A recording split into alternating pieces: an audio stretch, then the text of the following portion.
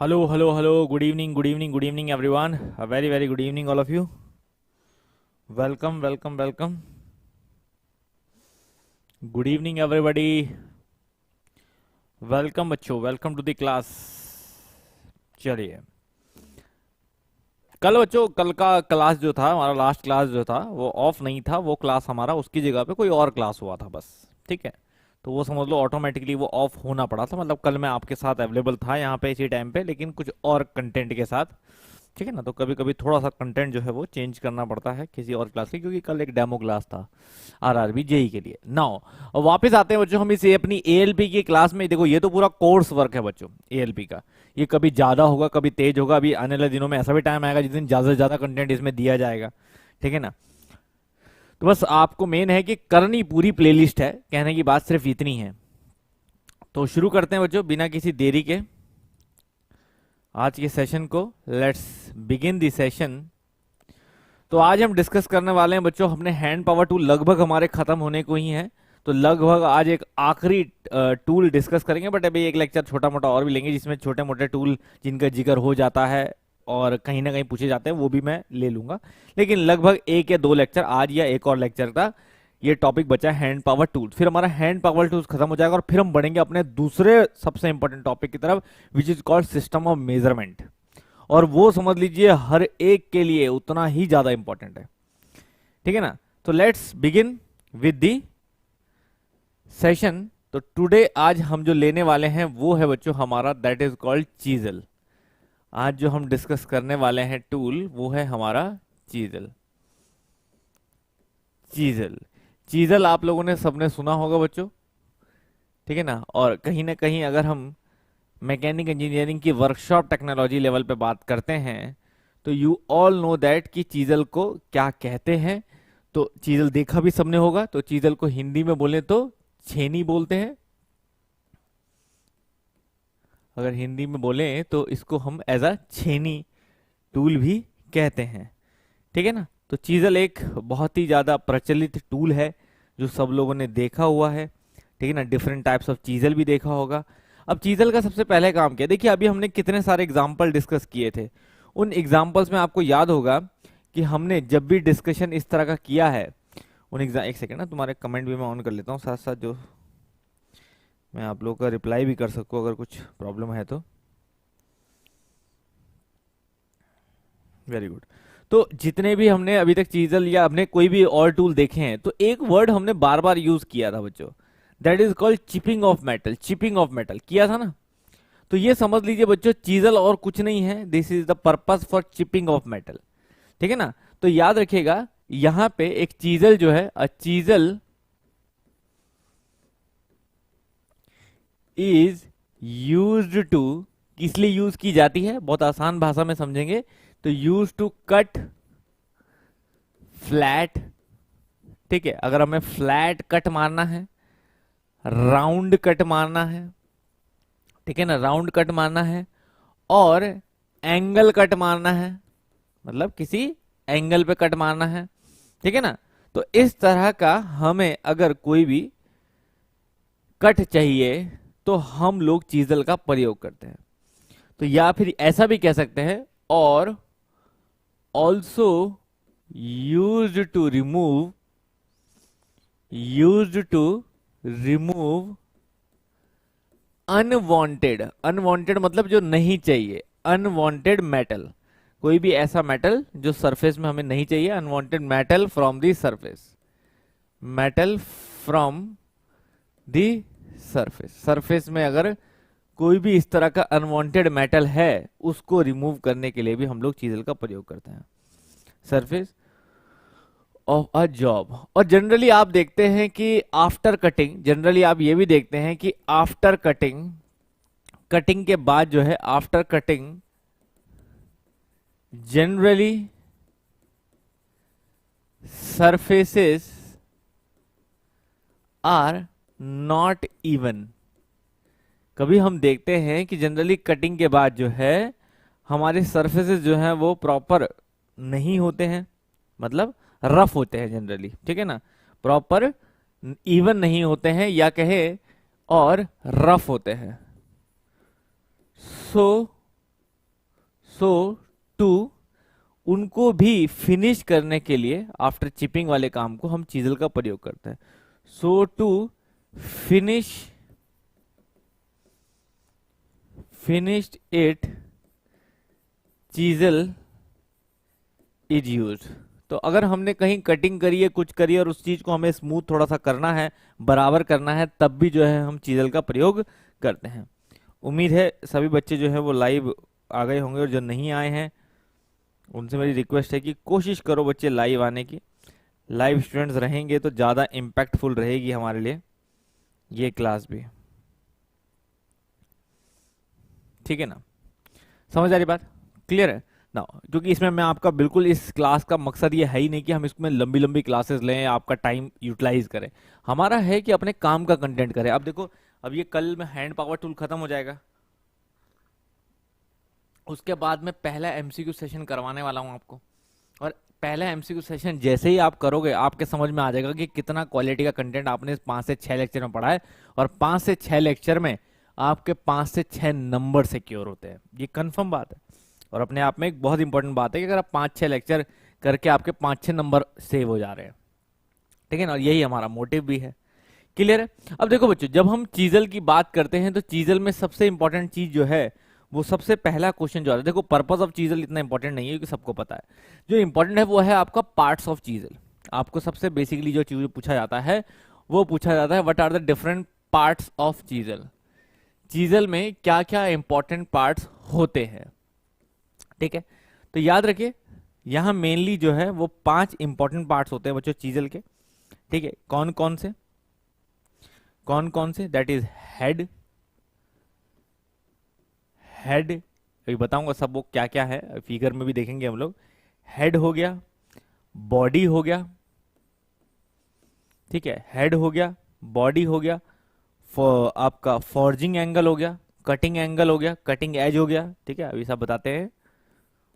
Forging,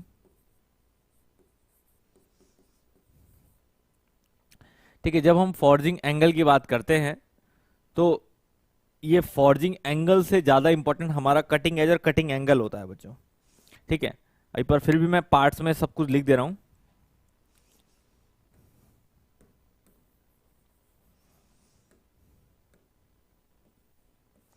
मैं लिख दे रहा हूं ये भी, forging angle, cutting edge, and the fifth one is cutting angle. अब पेपर में मैंने क्या बोला, पेपर में ऐसा नहीं क्वेश्चन आएगा कि पार्ट्स क्या क्या होते हैं। पेपर में क्वेश्चन आएगा कि अगर मैं आपको चीजल शो करूंगा, चीजल शो करूंगा, तो उस चीजल में जो है, ठीक है ना, पेपर में क्वेश्चन आएगा, उस चीजल में एरो मार के आएगा कि बताइए ये पार्ट क्या है।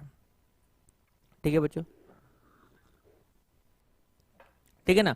तो जैसे कि ये वाला है। अब आप देखोगे तो इस पार्ट्स ऑफ चीजल में जो है, एक हिस्सा है पीछे बैक साइड का, एक हिस्सा है पीछे बैक साइड का जिसमें आप हैमरिंग करते हो एक तरह से, तो वो कहलाता है आपका हेड, ठीक है? एक हिस्सा है चीजल का जिसमें आप हैमरिंग करते हो, वो कहलाता है आपका हेड। उसके बाद जो पूरी लेंथ ऑफ चीजल है वो कहलाती है एक तरह से stock, this is called stock, ठीक? अब यहां पे जो ये एंगल बन रहा है बच्चों, इसके पॉइंट पे, इसके पॉइंट पे एक एंगल बन रहा है, that included angle is called, ये जो एंगल है इसके पॉइंट, मतलब अगर साइड व्यू देखोगे तो ये कुछ ऐसा है ना, इस टाइप से, तो इस एंगल की बात हो रही है। That angle is called point cutting angle, इस एंगल को हम बोलते हैं बच्चों, that is called cutting angle. और सामने जो एज बचती है, that is called cutting edge. सामने जो, क्या सर पार्ट लिखे हैं मतलब, ठीक है, सामने जो एज बचती है बच्चे उसको बोलते हैं हम लोग, दैट इज कॉल्ड हमारा कटिंग एज, ठीक है? तो पेपर में अभी तक जो सबसे ज्यादा पूछी गई है बच्चों, वो हमारी कटिंग एज पूछी गई है और एंगल का नाम पूछा गया है, ठीक है ना? कटिंग एज और एंगल का नाम पूछा गया है सबसे ज्यादा। और जो हमारा एक तरह से समझ लीजिए वो होता है साइड में। अब जैसे इसमें वो नहीं दिख रहा है ना आपको, फॉर्जिंग एंगल, है ना, सब दिख रहा है, लेकिन इसमें आपको फॉर्जिंग एंगल नहीं दिख रहा है। क्लियर है? तो फॉर्जिंग एंगल मैं आपको ऐसे ही बताया था, क्योंकि इस फिगर में भले ही नहीं दिख रहा हो, लेकिन याद रखिए जो ये साइड में होता है ना, दैट इज जो साइड पोर्शन होता है इसका, जो इधर वाला पोर्शन है, ये वाला।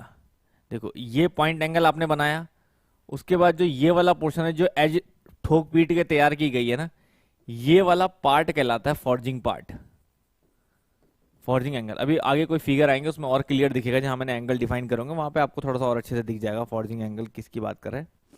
ठीक है ना? तो ये साइड जो पार्ट है बच्चों, इसको बोलते हैं हम लोग फॉर्जिंग एंगल। क्लियर है? तो मैंने वही कहा, सबसे इंपॉर्टेंट यहाँ पे कटिंग एंगल, और यही सब पूछा जाता है बच्चों। क्लियर है? और जो हमारा ये वाला फेस होता है सामने, this is called bevel face. ये जो सामने से ऐसे फ्लैट किया रहता है, ये तो एज तो सिर्फ कटिंग एज हो गई, लेकिन जो फेस आएगा वो बेवल फेस कहलाता है। जो फेस आता है वो बेवल फेस, ये भी पेपर में आया है। ठीक है ना, कि इसको बेवल और फेस बोलते हैं। तो ये बेवल बोल दो या सिर्फ फेस बोल दो, दोनों में से कुछ भी। तो ये पहला क्वेश्चन जो है वो इस तरह से पार्ट्स के ऊपर बच्चों पूछा जाता है। क्लियर है? अब पार्ट्स की भी कुछ कुछ बातें हम यहाँ पे लिख सकते हैं, जैसे कि जब मैं हेड की बात करता हूं, तो हेड कौन सा है? हेड वो पोर्शन है जहां पे हैमर स्ट्राइक करता है। ठीक है, इसी में लिखा दूं पीछे ही, यही लिखा है तो याद करना आसान हो जाएगा। स्ट्राइक बाय हैमर, ये पार्ट जो है वो पार्ट है जहां पे हैमर स्ट्राइक करता है, इसलिए इसको थोड़ा राउंड और फ्लैट बनाया जाता है, क्योंकि यहाँ पे रिपीटेड ब्लोज होते हैं। ठीक है ना? तो इसीलिए इसको थोड़ा सा मशरूम शेप बोलते हैं हम लोग, इसको थोड़ा सा हम मशरूम शेप बोलते हैं। पीछे से जिस तरह से ये होता है ऐसा चपटा चपटा सा, इसको मशरूम शेप बोलते हैं, क्योंकि ये बनाया ही ब्लोज के लिए गया है, ताकि इसमें कंटेनर जो है वो ब्लोज मारे जा सके। ठीक है?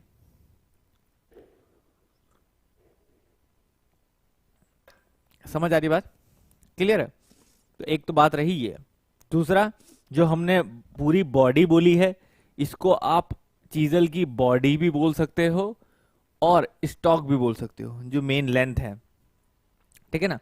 तो वो हमारी, उसमें कुछ ज्यादा खास नहीं है, सिंपल हमारी वो ऐसे कहलाती है, लगभग कईयों की सेम ही होती है। ठीक है ना? ठीक। तो अब यहाँ पे फॉर्जिंग एंगल, जैसे हमने क्या बोला, तो फॉर्जिंग एंगल को मैं अलग से भी लिख देता हूँ, क्योंकि यहाँ पे दिख नहीं रहा है इस फिगर में सही से। तो मैं फॉर्जिंग एंगल ये भी बताया था आपको, फॉर्जिंग एंगल क्या हुआ। अगर कहीं पूछा जाए, बाई चांस स्टेटमेंट लिखा आ जाए और बोले कि कौन सा एंगल है, तो आपको पता हो कि अच्छा इसको फॉर्जिंग एंगल बोल रहे हैं। ठीक है? तो याद लिखिएगा, पार्ट ऑफ पार्ट ऑफ, जो आपका part of the flat position, ये समझ लीजिए part of a chisel after after body is tapered. जो बॉडी के बाद जो पोर्शन होता है चीजल का, वो टेपर्ड होता है बच्चों, जनरली जो है वो टेपर्ड होता है। ठीक है ना? और उसी टेपर एंगल को ही हम फॉर्जिंग एंगल बोलते हैं, उसी टेपर एंगल को ही हम फॉर्जिंग एंगल बोलते हैं। तो ये समझ लीजिए, बॉडी के बाद जो हिस्सा अंदर को जा रहा होता है, टेपरिंग साइड जो होता है, इसमें तो लगभग बराबर दिख रहा है ना, तो उसी जो अंदर हल्का सा दब के जाएगा, उसी एंगल को फॉर्जिंग एंगल बोलेंगे, क्योंकि वो फॉर्जिंग के थ्रू हैमरिंग करके ही तैयार किया गया होता है। ठीक है? समझ में आ रही बात? तीसरा यहाँ पे बच्चों सबसे इंपॉर्टेंट, जैसे मैंने बोला कि कटिंग एंगल, कटिंग एंगल बड़ा इंपॉर्टेंट है, इसको मैं अलग से लिखा देता हूँ आपको। Cutting angle, cutting angle is very very important, क्योंकि कटिंग एंगल आपसे पेपर में कई तरीके से पूछा जाता है। जैसे कि कटिंग एंगल बेसिकली डिपेंड करता है मेटल टू मेटल पे। ठीक है? तो कटिंग एंगल क्या बोलेंगे? The angle eight which the cutting edge of the chisel is grinded is known as is cutting angle. The angle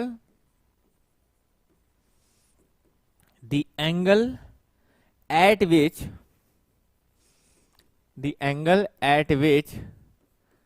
cutting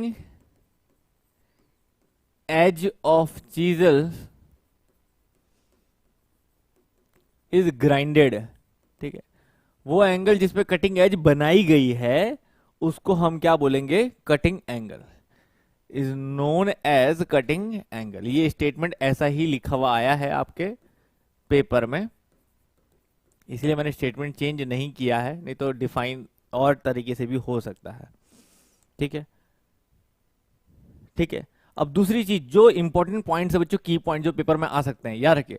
for hard materials, अगर मैं हार्ड मटेरियल कट कर रहा हूं तो मेरा कटिंग एंगल जो है वो ज्यादा होगा, तो कटिंग एंगल इज हाई। तो याद रखिएगा, हाई कटिंग एंगल, पहला क्वेश्चन अपने आप में जो पूछा जा सकता है कटिंग एंगल के ऊपर। दूसरा, फॉर सॉफ्ट मटेरियल, अगर मैं सॉफ्ट मटेरियल की कटिंग कर रहा हूं तो मेरा कटिंग एंगल जो है वो लो कटिंग एंगल होगा, लो कटिंग एंगल होगा। ठीक है, ठीक है। अब कुछ यहां पे चीजल को ग्राइंड करने के लिए, for grinding chisels for cutting various kinds of metals, अलग अलग मेटल को कट करने के लिए हम लोग अलग अलग यूज करते हैं। तो आपसे पेपर में कभी भी ऐसा भी पूछा जाता है कि अगर मैं मटेरियल की बात करूं कि ये मटेरियल है, ये मटेरियल हम कट कर रहे हैं, तो बताइए कटिंग एंगल क्या लेंगे। तो कुछ स्टैंडर्ड हैं बच्चों जो हर जगह हर किताब में दिए हुए हैं, तो बहुत ज्यादा चांसेस है कि आपसे ये पूछ ले, और ये आ जाता है डिफिकल्ट क्वेश्चन में। क्यों? क्योंकि ये डेटा है और डेटा याद रखना बड़ा मुश्किल होता है। तो कोशिश करेगा किसी तरह से इसको बनाने की ताकि याद रह पाए, है ना।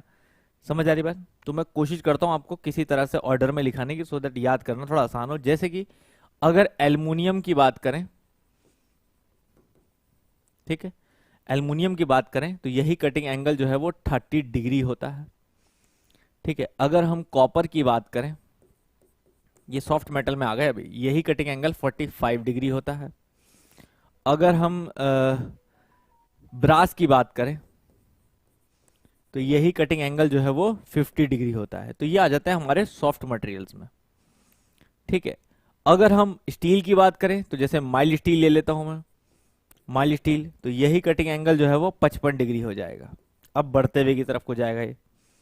ठीक है, इसकी जगह पे अगर हम यही बोले कास्ट आयरन, तो और हार्ड हो गया मटेरियल, तो कटिंग एंगल और बढ़ जाएगा, 55 का ये हो जाएगा हमारा 60 डिग्री।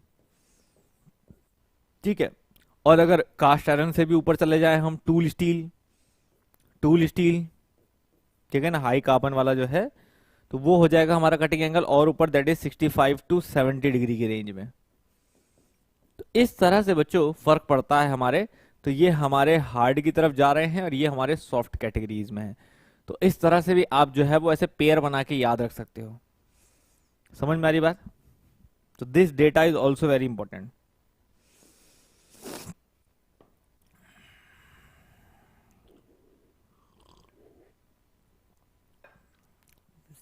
जेई एमसीक्यू बुक में 500 एमसीक्यू का स्टॉक है, 500 से ज्यादा का स्टॉक है बच्चे। वो तो हमने 500, 6500 ये सब लिखना सही नहीं समझा, इसलिए 500 लिखा है, 5000 लिखा है, 5000 से ज्यादा का स्टॉक है वो, इसलिए 5000 प्लस लिखा है। क्लियर है? ठीक है ना, समझ में आ रही बात? तो ये बड़ा इंपॉर्टेंट पार्ट है बच्चों कि चीजल में जो है आपसे जब भी पूछा जाए, यू शुड नो कि हमारा जो है वो चीजल जो है वो किस तरह से हम लोग डिवाइड कर सकते हैं एंगल के बेसिस पर। और ये इंपॉर्टेंट है, सबसे ज्यादा मुझे लगता है जो पूछा जाएगा वो यही है। नेक्स्ट, अब अगला हमारे पास आता है बच्चों टाइप्स ऑफ चीजल। अगला जो सबसे इंपॉर्टेंट क्वेश्चन दूसरा है वो है टाइप्स ऑफ चीजल। ठीक है ना, that is called classification of chisel. अब टाइप्स ऑफ चीजल में दो कैटेगरी हैं बच्चों चीजल को क्लासिफाई करने की। सबसे पहला और सिंपलेस्ट क्लासिफिकेशन होता है कि आप चीजल को जो है वो आप हॉट मेटल कटिंग के लिए यूज करें, या चीजल को जो है आप जनरली शीट मेटल और फिटर ट्रेड्स के लिए यूज करें। ठीक है, तो याद रखिए यहां पे दो तरह की चीजल डिवाइड की जाती है। सबसे पहले बेसिक क्लासिफिकेशन होता है वो होता है हॉट चीजल, और एक होती है आपकी cold chisel.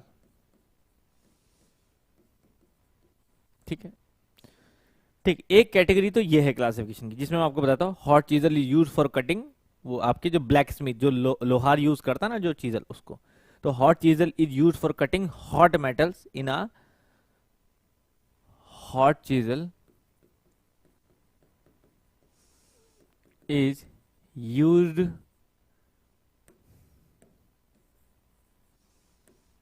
hot chisel is used for cutting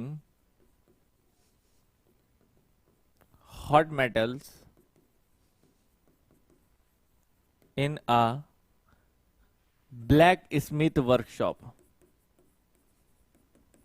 black Smith workshop हो गई आपकी जो लोहार यूज कर रहा है, वो लोहार के पास जो यूज हो रही है चीजल उसको। तो जनरली वाली चीजल का हम जिक्र यहाँ करेंगे नहीं ज्यादा, ठीक है ना। उसकी कटिंग एज जो एंगल बनाती है बच्चों वो 30 डिग्री है। There cutting edge angle is 30 degree. इस तरह के कटिंग एज एंगल जो होता है हमारा, क्योंकि गर्म है पहले ही तो हमें सॉफ्ट की जरूरत है, तो कटिंग एज एंगल जो है वो काफी कम होता है, इज 30 डिग्री, ठीक है ना। तो इसीलिए इसके ऊपर जो है हमें ज्यादा क्वेश्चन पूछा नहीं जाता, ठीक है। तो ये हम लोग क्या करेंगे, इसके ऊपर फोकस नहीं करके हम कोल्ड चीजल के ऊपर बात करते हैं। तो जनरली जो हम मेटल में डायरेक्ट यूज कर रहे हैं, खासकर फिटर वर्कशॉप में यूज कर रहे हैं, उसकी हम बात कर रहे हैं, ठीक है। तो हम यहाँ पे बात कर रहे हैं सेकंड कैटेगरी की हमारी, that is called cold chisel की। और हमारे कोर्स वर्क में बच्चों ये कोल्ड चीजल ही है मेनली, ठीक है। तो कोल्ड चीजल हम बोल रहे हैं यूज्ड इन फिटर वर्कशॉप। हम जो फिटर वर्कशॉप में यूज कर रहे हैं, फिटर वर्क के लिए यूज कर रहे हैं, वो चीजल हमारी कोल्ड चीजल कहलाती है, जिसमें हम जनरली कटिंग और चिपिंग करते हैं, ठीक है ना। डन बाय फॉर कटिंग और चिपिंग, या कटिंग चिपिंग के बाद जो सरफेस रफ है उसके लिए यूज कर रहे हैं हम लोग, ठीक है ना। और normal at room temperature condition, at room temperature. तो रूम टेम्परेचर कंडीशन को हम कोल्ड कंडीशन ही बोलते हैं। रूम टेम्परेचर मतलब जो नॉर्मल हमारा एटमॉस्फेरिक टेम्परेचर है उस पर करना, मतलब हम हीट अप नहीं कर रहे हैं, तो उसको हम एक तरह से कोल्ड कंडीशंस ही बोलते हैं, ठीक है ना। ठीक, तो ये हमारी हम नॉर्मली जो है वो यूज करते हैं, जो हमारी हाई कार्बन स्टील की होती है, ठीक है ना। ये हमारी हाई कार्बन स्टील की होती है, क्योंकि ये हार्ड चाहिए हमें, ये मेटल में डायरेक्ट यूज हो रही है बिना उसे कोई गर्म करे या कुछ। तो ये हाई कार्बन स्टील यूज होगा, जिसमें कार्बन परसेंटेज हमारी 1% कार्बन तक हम लोग यूज करते हैं। क्लियर है, ठीक है। और इसकी स्टैंडर्ड लेंथ जो है,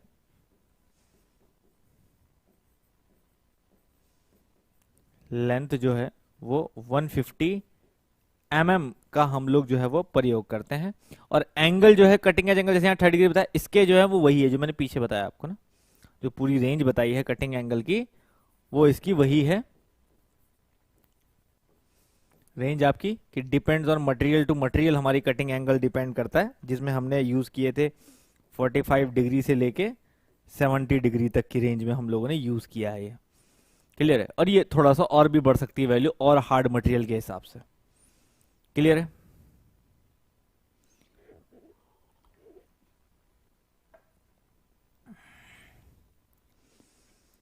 हेलो सर, कैसे हो आप? मैं आपको पिछले 2 सालों से फॉलो कर रहा हूँ, सब रिवीजन सीरीज देख ली, amazing, thank you very much. Thank you बेटा।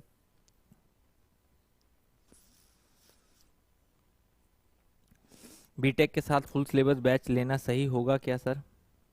सही है बच्चा। देखो, मेन है कि आपको फुल सिलेबस अच्छा है, बहुत अच्छा है, लेकिन पढ़ने के लिए थोड़ा समझदार आदमी चाहिए, मतलब तरीके से उस चीज़ को यूटिलाइज करे। मतलब वही वाली बात है ना कि कई बार क्या होता है, बहुत सारे रिसोर्सेज एक साथ मिल जाए तो भी बहुत बड़ा आदमी को संभाल नहीं पाता कैसे करना है। तो वो अगर आप समझदारी से पढ़ोगे तो कोई दिक्कत नहीं है। फुल सिलेबस से बेस्ट तो कुछ है ही नहीं।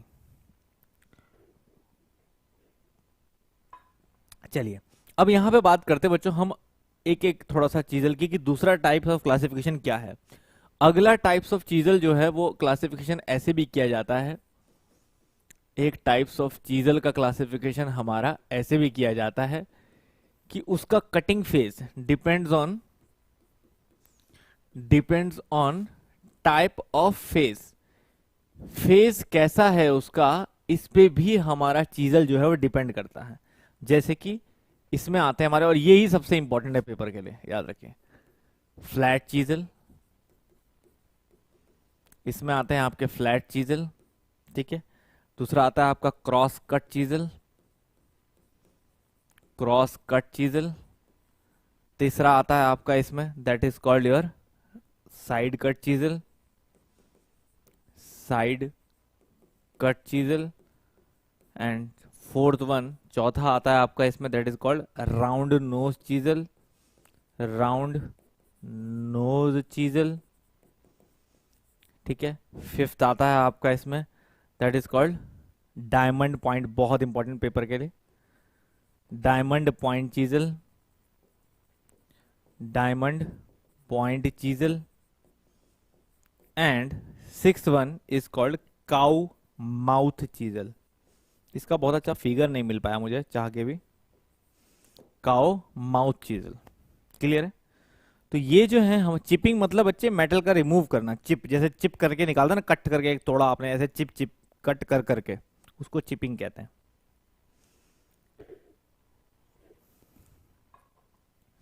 क्लियर है?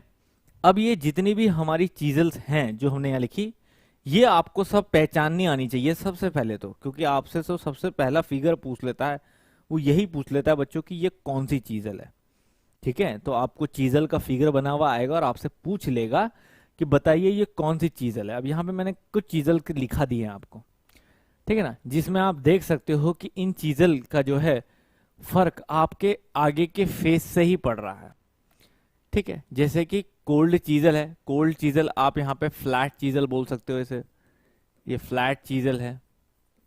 ठीक है, जैसे कि आपकी केप चीजल है, ठीक है ना, जैसे कि आपकी केप चीजल है, ठीक है, हाफ राउंड चीजल है, डायमंड पॉइंट चीजल। अभी इस फिगर को देखने की इतनी टेंशन नहीं है, अभी आगे है हमारे पास, राउंड नोज चीजल है। तो मतलब मैं कहने का मतलब ये है कि देर आर सर्टेन फिगर्स जहां से आप चीजल के बारे में समझ सकते हैं कि भैया क्या फेज बदल रहा है, जिसकी वजह से जो है ऐसा चीजल मुझे देखने को मिल रहा है। तो बस वो डिफरेंट डिफरेंट फेज जो डिफरेंट डिफरेंट तरह की कटिंग करने में हेल्प करेगा, उसी को बोलते हैं बच्चों हम लोग। ठीक है ना, उसी को बोलते हैं हम लोग। समझ आ रही बात? क्लियर है? तो देखें, तो अब इससे हटके हम लोग आ जाते हैं सीधा हमारे एक एक करके चीजल में। जैसे कि फ्लैट चीजल की अगर मैं बात करूं, तो सबसे बेसिक है आपका बच्चों फ्लैट चीजल। ठीक है ना, तो फ्लैट चीजल में आपको जैसे आपका पेचकस हो गया, सिंपल स्क्रू ड्राइवर आपने देखा है, उस तरह से सामने का सरफेस जो है वो सीधा सीधा ऐसे फ्लैट होता है। सामने का सरफेस जो है वो सीधा सीधा ऐसे फ्लैट होता है। जनरली इस तरह का चीजल जो है हमारी यूज किया जाता है थिन शीट्स के लिए, कट वायर्स, वायरिंग कट करने के लिए। ठीक है ना, तो याद रखिएगा, used to cut wires, thin sheets. ठीक है ना, थिन शीट्स है, फ्लैट कट कहीं लगाना है हमें। ठीक है ना, राउंड रॉड्स है, पतली थिन राउंड रॉड्स हैं, उनको प्लेन करना है। तो उन सब के लिए हम लोग जो है इस तरह की फ्लैट चीजल का प्रयोग करते हैं।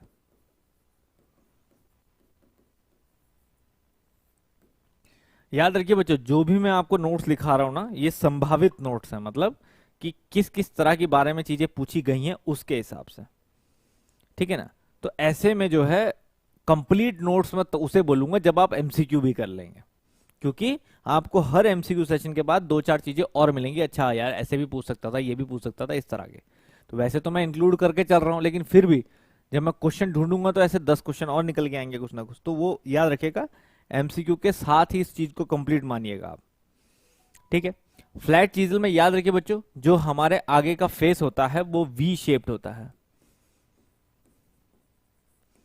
जो फ्लैट जिसे हम कह रहे हैं ना, वो चीज आपकी क्या होती है, वी शेप होती है।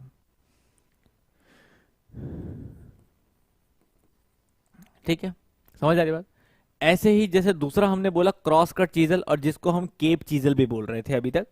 ठीक है ना, इसको हम आगे अभी केप चीजल भी बोल रहे थे, जो मैंने पीछे भी लिखा था, इसलिए मैंने यहीं पर लिए थे cape chisel, that is called cross cut chisel भी।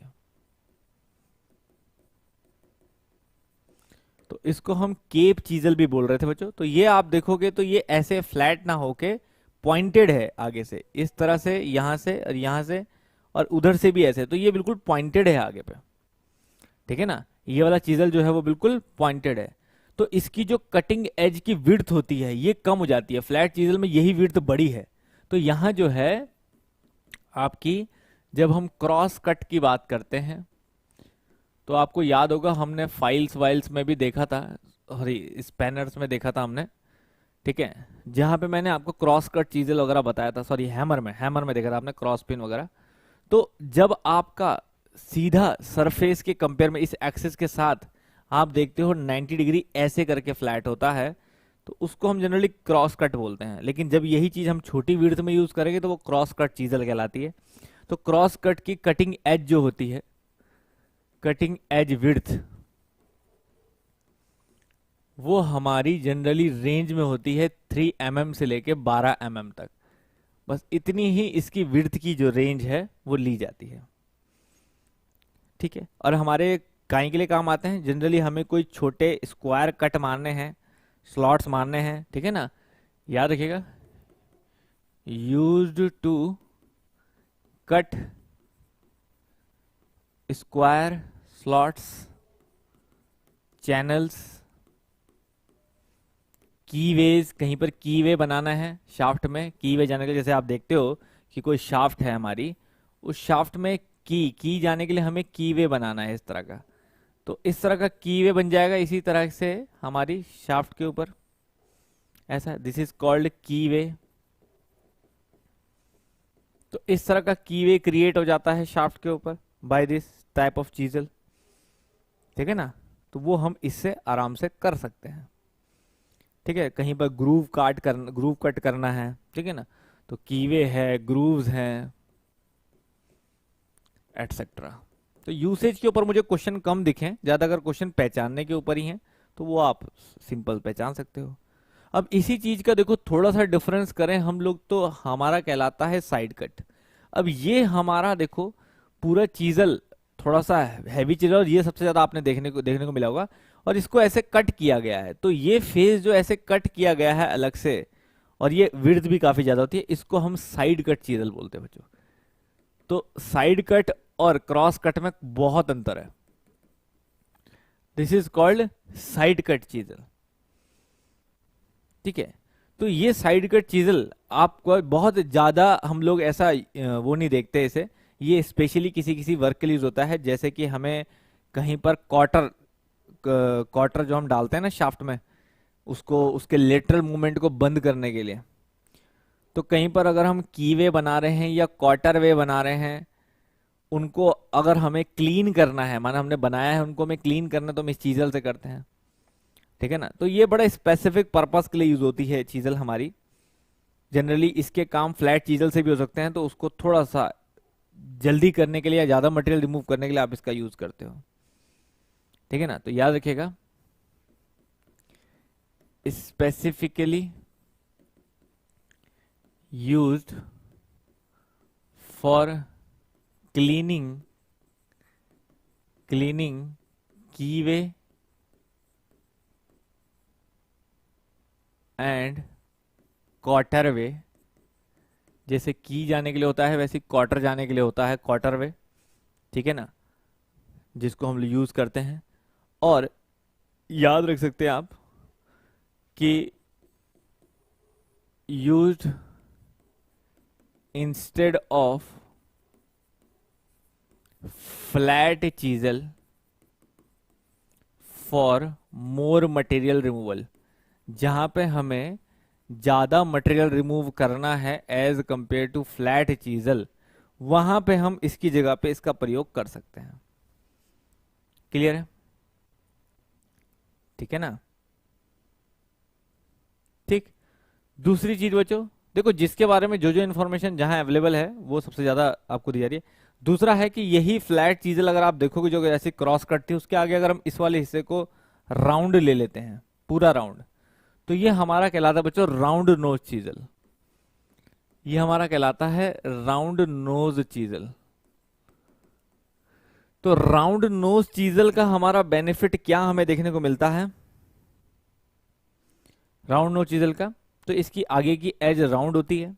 तो हमारा जनरली जो है used for making, used for making oil groove, कहीं पर ऑयल जाने के लिए कहीं ग्रूव कटना है, ठीक है ना, जैसे बियरिंग में होता है, इना बियरिंग लिख सकते हैं आप, जैसे कि बियरिंग में देखने को मिलता है कि बियरिंग में हमें कोई ग्रूव कट करना है जिसमें हमारा ऑयल फ्लो करे, तो सरफेस भी वहां पे बड़ा क्लियर चाहिए, तो इसलिए राउंड बनाया जाता है, ठीक है ना। ठीक है, या and for cutting slits in corners, कहीं पर कोई कॉर्नर कट होना है तो उसको भी जो है वो ऐसा स्मूथ कट देने के लिए हम लोग इस चीजल का प्रयोग करेंगे। कहीं पर मान लीजिए इस तरह का जो है वो हमारा कॉर्नर कट होना है, तो उस तरह से हम लोग कॉर्नर को कट करने के लिए भी प्रयोग करते हैं, ऐसा, ठीक है ना। यही प्रयोग हमारा उसके लिए भी है। और इसमें एक इंफॉर्मेशन और दी रहती है कि भाई इसका जो कटिंग एंगल है वो क्या रेंज होता है। तो जनरली कटिंग एंगल जो है, तो वैसे तो मटेरियल पे डिपेंड करेगा, लेकिन जो स्टैंडर्ड है वो हम 35 टू 40 डिग्री लेते हैं, क्योंकि ये स्मूथ के लिए यूज होना है जनरली 35 टू 40 डिग्री, ठीक है ना। तो जनरली जो है हमारा वो स्मूथ के लिए यूज होना है, ठीक। नेक्स्ट हमारा कहलाता है बच्चों ऐसे डायमंड कट। ये पेपर के लिए काफी इंपॉर्टेंट है, इसके आगे से आप पहचान जाएं इसके फेस को। Diamond cut chisel, diamond cut chisel की अगर हम बात करेंगे तो डायमंड कट चीजल को अगर आप देखोगे तो जैसे यहाँ पे भी क्या है, शार्प कॉर्नर को एज काटने के लिए इसकी इस डायमंड कट चीजल का प्रयोग किया जा रहा है। और अगर इसकी आगे की चीजल को आप जूम करके देखोगे तो ये जो कट है ऐसा सामने से, जो चीज राउंड थी ना अभी, वो ऐसा सामने से जो है ये डायमंड की फॉर्म में इसे कट किया गया है, इसलिए इसे डायमंड कट बोलते हैं। इसीलिए इसको क्या बोला जा रहा है, डायमंड कट बोला जा रहा है। तो डायमंड कट चीजल भी जो है आपकी आगे से थोड़ा सा स्क्वायर ही शेप होती है इसकी, ठीक है ना, थोड़ा स्क्वायर होती है shape of face is square and tapered, square के साथ टेपर्डनेस भी है, इसलिए वो डायमंड जैसा लगता है, स्क्वायर एंड टेपर्ड। तो आगे से जो है वो स्क्वायर और टेपर्ड होता है पॉइंट, इसलिए इसका शेप ऑफ डायमंड बन जाता है वो, ठीक है ना। तो ये हमारी जनरली इसीलिए है, कहीं पर हमें used for making square corners बनाने हैं तो भी यूज होगा, और ट्रायंगुलर कॉर्नर्स बनाने हैं तो भी यूज होगा, क्योंकि सामने से देखो तो एक स्क्वायर शेप है और अगर इस कोने कोने से कर रहे हो आप तो ये ट्रायंगुलर है, ट्रायंगुलर कॉर्नर्स। तो स्क्वायर कॉर्नर्स और ट्रायंगुलर कॉर्नर दोनों के लिए जो है इस तरह का यूज किया जाता है, ठीक है ना। और इन्हीं कॉर्नर्स की जो है वो क्लीनिंग का काम जो है वो, अगर मान लो हम जैसे इससे पहले वाला जो हमारा था राउंड नो चीजल, ठीक है ना, मानो हम कट कर रहे हैं इससे, तो हम उसकी शार्प एज को क्लीन कर सकते हैं इससे, ताकि कोई भी मटेरियल अगर वहां पे है तो वो भी रिमूव हो जाएगा, तो वो भी हम इससे कर सकते हैं, ठीक है। और एक पेपर में और इसके बोला गया था कि we can groove, we can groove, we can क्या स्टेटमेंट था वो, we can make a groove on a plane surface, ये भी ऐसा भी जरूर लिखेगा, we can make a groove on a plane surface, make a groove on a plane surface, किसी प्लेन सरफेस पे जो है हम अगर ग्रूव कट करना चाह रहे हैं तो भी हम इस डायमंड कट चीजल का प्रयोग करते हैं, क्लियर है, ठीक है। थोड़े से इनके फिगर आपको और देखने पड़ सकते हैं, क्योंकि इनके फिगर्स में जो है, और जैसे ये तो चलो ठीक है इसका फिगर, तो जैसे अगला हम काउ माउथ माउथ की बात कर रहे हैं, काउ माउथ चीजल, तो काउ माउथ चीजल का फिगर आपको यहाँ से समझ नहीं आएगा। ये जनरली क्या होता है, ये राउंड टाइप भी है और ऐसे भी है, जैसे ये है ना इस तरह से, तो देखो देखने में कुछ ऐसा लगता है जैसे काऊ का माउथ टाइप है ना, ऐसा कर करके, है ना, थोड़ा थोड़ा समझ सकते हैं आप, ऐसा लग रहा है आपको थोड़ा? तो ये कुछ इस तरह का फेस, सामने से ऐसा फ्लैट जैसा भी है और इस तरह, तो और अच्छा फिगर दिखेगा तो मैं आपको जरूर दिखाऊंगा। तो that is called cow mouth chisel इसको। तो जनरली काउ माउथ चीजल का प्रयोग हमारा होता है, ठीक है ना, ये हमारे जो प्लेन मेटल है, ठीक है ना, उसमें हमारे जैसे रिविट्स होल हैं, बिग राउंड होल हैं, इनको बनाने के। तो यूज्ड फॉर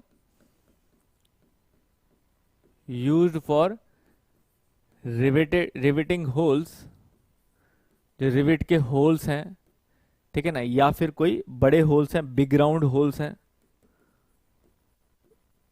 उनको क्लीन करने, उनको क्लियर करने के लिए भी हम लोग इस तरह के उसका प्रयोग करते हैं, उनको बनाने के लिए भी, ठीक है ना, इस तरह की चीज़ों का प्रयोग करते हैं। तो थोड़ा सा इसकी फिगर और अच्छा देख सकते हैं, अगर मेरे को तो उतना अच्छा मिला नहीं कोई फिगर, लेकिन और क्लियर आप देख सकते हो। तो थोड़ा सा किस तरह ये काऊ माउथ लग रहा है, तो साइड व्यू देखो तो हल्का सा फील वैसा आता है, तो इसलिए उसका नाम वैसा रखा हुआ है, काऊ माउथ चीजल करके। समझ में आ रही बात? ठीक है। अब याद रखिए बच्चों, इसमें आप कंफ्यूज मत होइएगा, कारपेंट्री चीजेस जो होती हैं वो डिफरेंट होती हैं। कारपेंट्री चीजेस जो होती हैं वो आपकी डिफरेंट होती हैं, जिसमें आप ऐसे पढ़ते हो फर्मर चीजल, मोटाई चीजल, क्योंकि आपको हो सकता है आप बोलोगे वो वाली चीजल क्यों नहीं ली, हमने ये फिटर चीजल्स ली हैं, जनरली फिटर वर्कशॉप बेस्ड। लेकिन अगर आप कारपेंट्री चीजल्स उठाओगे दे आर डिफरेंट, ठीक है ना, वो आपको बिल्कुल चपटी फ्लैट दिखाई देगी चिपिंग करने के लिए लकड़ी के लिए। तो वुड के लिए जो चीजल यूज हो रही है वो डिफरेंट होती है, उसमें आपकी मोटाई चीजल बड़ी फेमस होती है, फर्मर चीजल बड़ी फेमस होती है, बेवल एच चीजल बड़ी फेमस होती है, तो वो थोड़ी डिफरेंट है, ठीक है ना। तो वो आपकी मेनली वुडन वर्क के लिए ही यूज होती है, उनको हमने यहाँ पे इंक्लूड नहीं किया है। क्लियर है? ठीक है ना, तो ये चीज का थोड़ा सा ध्यान रखिएगा, that is also very important. एक मैंने और फिगर यहाँ पे लिया है जो कि आपको पूछा जा सकता है एंगल्स के ऊपर। देखो, अब ये चीजल मैंने सेट करी है, मान लीजिए मटेरियल रिमूवल के लिए, चीजल आपको दिखाई दे रही है इसमें, इस चीजल को अगर आप देखोगे तो ये चीजल हमने सेट करी है मटेरियल रिमूवल के लिए।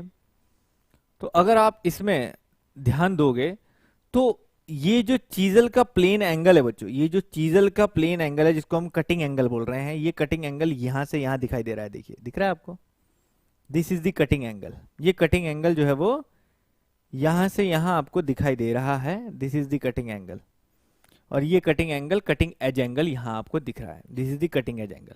अब जितना आप मटेरियल नीचे, मटेरियल जो आप कट कर रहे हो उससे जितना छोड़ के आप करोगे, याद रखिए this is the axis of the chisel, जो आपको सेंटर में दिख रही है इसको स्ट्राइक बोल रहे हैं हम, ये है आपकी एक्सिस ऑफ द चीजल। ध्यान समझिएगा इस फिगर को, ये इंपॉर्टेंट है, इनमें से कोई भी चीज पूछ सकता है आपसे फिगर में। ये है axis of the chisel, centre axis of the chisel.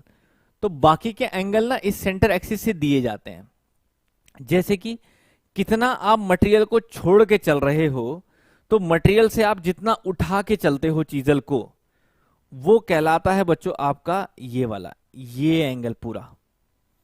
याद रखिए, जितना आप इसे चीजल को कटिंग करते वक्त एंगल में रखते हो, वो एंगल आपका हॉरिजॉन्टल सरफेस के साथ कहलाता है बच्चों, that is called your setting angle. That angle is called your setting angle, इसको हम बोलते हैं सेटिंग एंगल, जो जनरली 40 डिग्री के आसपास होता है, जो जनरली जो है हमारा 40 डिग्री के आसपास होता है। तो मैंने रेड से जो दिखाया वो सेटिंग एंगल है, इससे जो दिखाया वो ये है आपका, ब्लू से जो दिखाया वो कटिंग एज एंगल है। अब तीसरा मैं आपको बता रहा हूं कि अगर मैं बात कर रहा हूं ऐसे ही वर्टिकल के साथ, जैसे मैंने हॉरिजॉन्टल के साथ सेटिंग एंगल बनाया, ऐसे ही अगर मैं इस वर्टिकल के साथ कोई एंगल बना रहा हूं बच्चे, वर्टिकल के साथ अगर मैं कोई एंगल बना रहा हूं, तो ये वर्टिकल के साथ जो एंगल बनेगा वो कहलाता है मेरा रेक एंगल, ठीक है ना। ठीक, वो एंगल कहलाता है मेरा rake angle, that is called, लगभग 20 डिग्री के आसपास वो रेक एंगल मेरा होता है, 20 डिग्री के आसपास। तो जो मेरा अपर वर्टिकल के साथ जो टूल ये चीजल एंगल बनाएगा, that is my rake angle, ये मेरा रेक एंगल कहलाता है, ठीक है। जैसे कटिंग एंगल मैंने बोला, लगभग मैंने 60 डिग्री ले लिया, वैसे मैंने पूरी रेंज बताई है कटिंग एंगल की, ठीक है ना, कटिंग एंगल की तो मैंने पूरी रेंज बताई है आपको, ठीक है, लगभग मैंने 60 डिग्री ये जो बताई है, दैट इज कॉल्ड 60 डिग्री, तो वो तो मैंने पूरी रेंज बता रखी है ऑलरेडी। इसकी मैंने बताई है आपकी सेटिंग एंगल की, दैट इज कॉल्ड 40 डिग्री।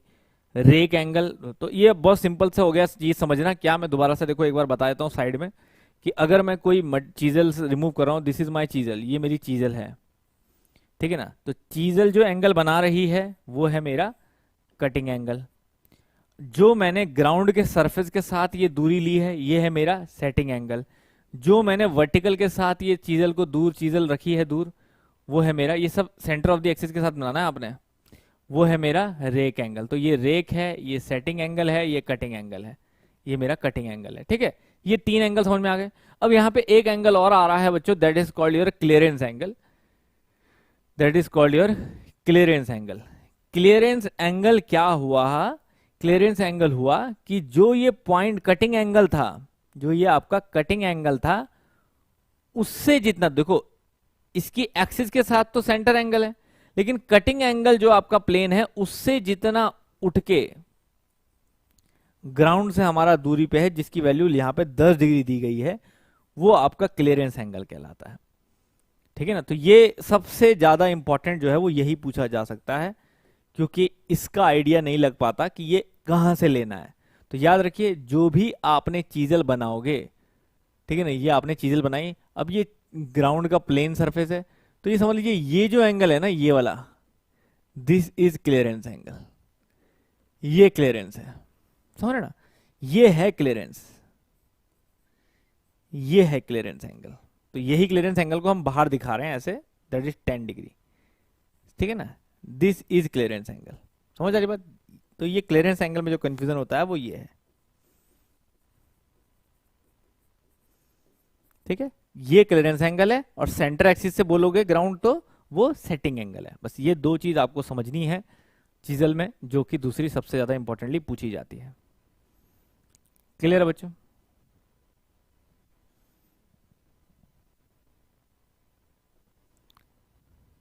हाँ, कट सिंगल पॉइंट टूल जैसा दिख रहा है, अच्छी बात है, वो काम तो वही है।